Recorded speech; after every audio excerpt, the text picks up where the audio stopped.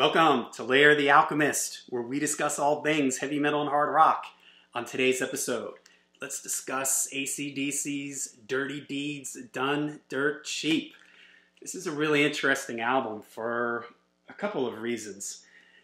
It was originally released in 1976, and it was the third AC/DC album. AC/DC's earlier career, they released two albums in Australia. They released the Australian High Voltage, an album called TNT, and then this would be the third album. Now, the first two albums songs were taken from those, mostly the songs from the TNT album, and put on the International High Voltage. That's the one with Angus on the cover and his guitar, and then, lightning bolt coming down. Dirty Deeds, when they recorded this, the US label didn't want to release it. They felt like it was subpar. So it wasn't released in the US until 1981, between Back in Black and For Those About to Rock. They did this because, of course, Back in Black was a massive success. And all of a sudden, this album that they deemed unworthy, they felt, all right, let's put this out. And I remember at the time, I had Back in Black, and I can remember a kid at my school saying, AC/DC has a new album, and they have a new singer. I was like, what? And, he said, this album, Dirty Deeds, it has a new, different singer on it. And I remember being confused. At that time, I had heard Highway to Hell, so I knew that Bon Scott was there, but I didn't know anything about this album, Dirty Deeds. It's hard to sort of, understand this now because this has gone on to be one of their best-selling albums. It's like their second or third best-selling album. And you think about, like, for instance, the song Dirty Deeds Done Dirt Cheap. That's one of their biggest, that's one of their biggest songs. So it just goes to show you that, record labels have no idea what they're doing. And the band was completely upset and mad about this because they had released Back in Black. Anything that would have come out after Back in Black was going to sell a lot. This is a phenomenon that whenever you have a massive, massive album, the album that follows it always does well. It may not do as well, but it still does really well because everybody dug that album and they want to buy the next one.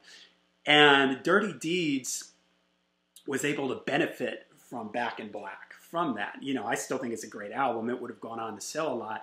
But it sold a lot, and that, in turn, I believe, affected For Those About to Rock. If you go all the way back to one of my first videos, an In Defense of Flick of the Switch, I talk about how releasing this album, it affected the sales of For Those About to Rock, because if For Those About to Rock had followed right after Back in Black, For Those About to Rock would have benefited from the Back in Black massive album, hangover thing. It would have helped For Those About to Rock.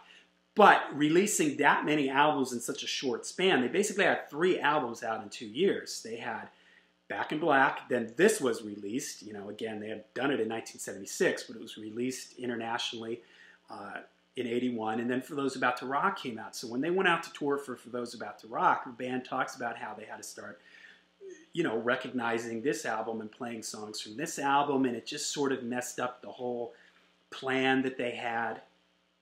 Anyways, all that being said, this adds to sort of the strange history of the album. And the other thing is that the Australian version has a different track listing, and it has some different songs on it.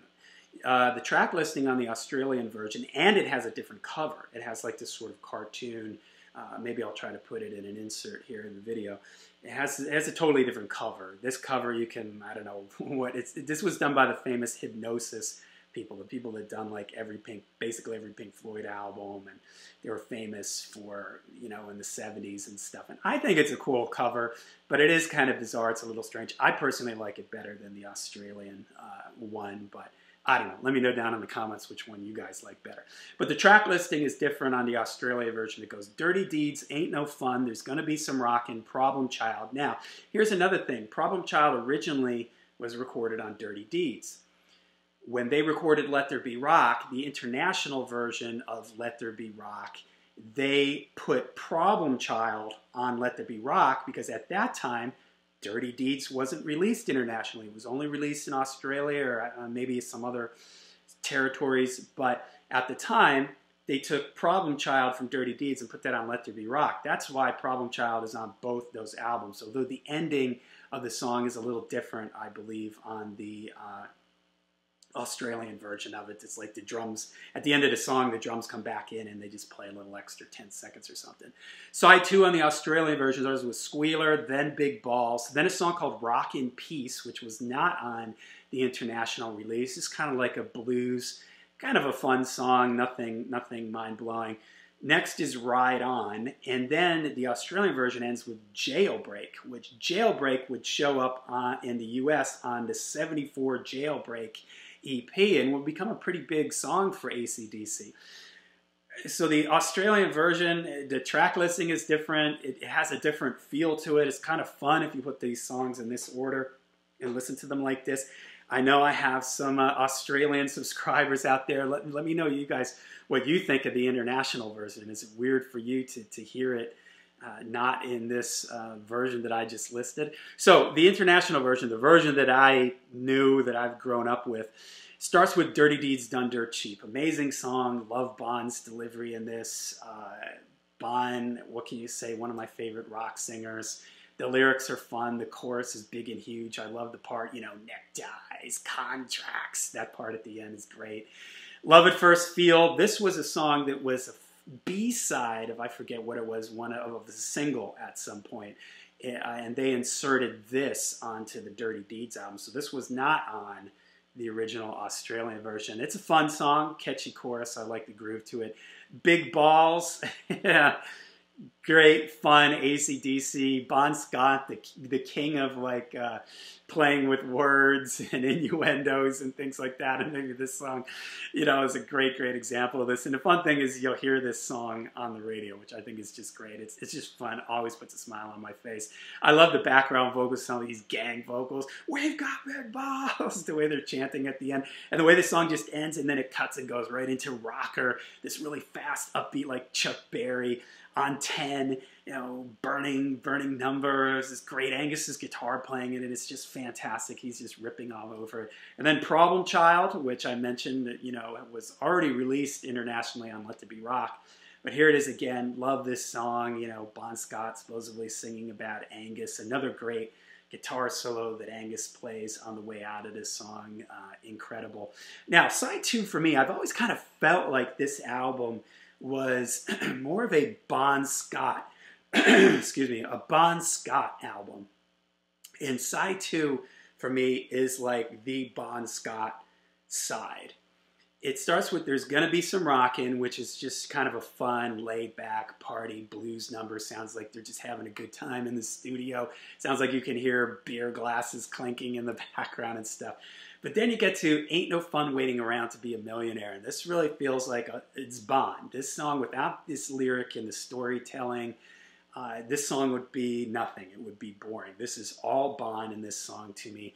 This whole sentiment of, you know, it's just no fun waiting to be a millionaire. Here he is in this rock band, and you know, when's it gonna come? And I love the end of the song. You know, when he's when the song's going out, and he's like, "Get your jumbo jet out of my airport." You know, just the whole lyrical matter of the song is just classic. Bon Scott doing his thing. It's totally a Bond thing here. And now here's the next one, the third song on the second side. This is all Bond. Ride On. This is one of these rare moments, and I'm not sure if there's another moment like this in AC/DC's catalog where Bond, you feel like Bond is really opening up here, and you really get sort of a look inside Bond. You know, it is one of these days I'm going to change my evil ways. You know, it's like it feels like Bond's on the psychologist's sofa, opening up, and you're getting a little bit of a glimpse inside the Bon Scott behind, you know, the big bare-chested, you know, macho guy on stage. You're getting this more sentimental, reflective side of Bond, and it's just a great song. Again, carried all the way by Bond. For me, a personal Bon Scott favorite.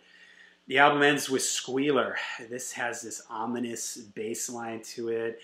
Bond has an almost like creepy delivery to the song. The guitar playing in this is just fantastic. It's got a huge like guitar solo in it as the song goes out with Angus just going crazy. You know, fun, cool way to end the record. I love sort of the ominous vibe to it, the way the background vocals in Squealer, the background vocals are. It's just really, really cool. So, all right, there you go. AC/DC, Dirty Deeds Done Dirt Cheap. I didn't mention earlier the album was produced by Harry Vanda and George Young, Angus and Malcolm's older brother George, they were recording all these albums in the 70s with them. It's AC/DC, it's raw, it's stripped down, it's energetic, it feels like it's live in the studio. It's just, you know, what you expect from AC/DC in the 70s here. You can maybe stand for a little bit more bass. It's Mark Evans on bass at this point, but bass in the mix, but still, it rocks. It's a great, very simple rock and roll mix.